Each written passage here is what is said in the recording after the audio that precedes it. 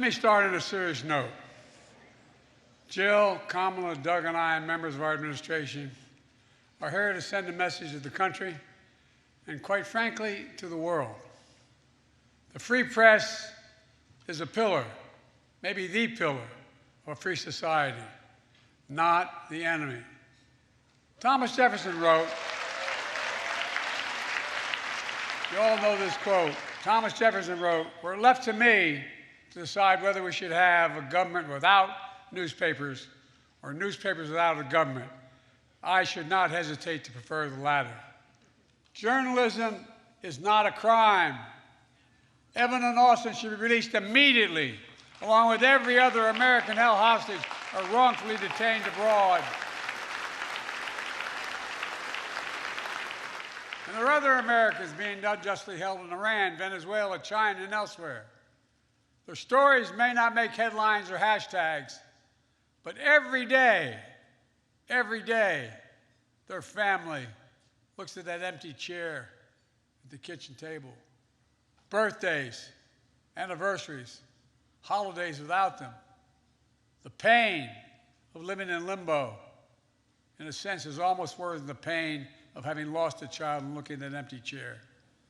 The stress of not knowing, the sorrow of uncertainty. But I want them and their families to know, Jill and I understand, we see them. They are not forgotten. And I promise you, I am working like hell to get them home. As a nation, we'll never give up on hope. Things can get better. Things can turn. Things can change. But we're doing everything we can to prevent these cases from occurring in the first place. For example, the State Department added the threat of detention as a new risk indicator to its travel advisories, to go along with the threat of kidnapping, to warn Americans where these threats are highest abroad. I also recently signed an executive order increasing the consequences for criminal groups and terrorists who engage in the appalling practice of treating human beings as bargaining chips, political pawns.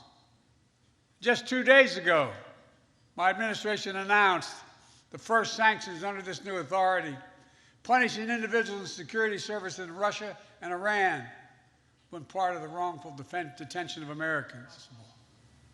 You make it possible for ordinary citizens to question authority, and yes, even to laugh at authority without fear or intimidation. That's what makes this nation strong. So tonight, let us show ourselves and the world our strength, not just by the example of our power, but by the power of our example. Ida B. Wells once said, and I quote, "The way to right wrongs is to turn the light of truth upon the wrongs." Turn the light of truth upon the wrongs. That's the sacred view, in my view. That's the sacred charge of a free press, and I mean that. Truth buried by lies, and lies living on as truth. Lies told for profit and power. Lies of conspiracy and malice, repeated over and over again, designed to generate a cycle of anger, hate, and even violence. A cycle that emboldens history to be buried, books to be banned, children and families to be attacked by the state, and the rule of law and our rights and freedoms to be stripped away. And where elected representatives of the people are expelled from state houses for standing for the people.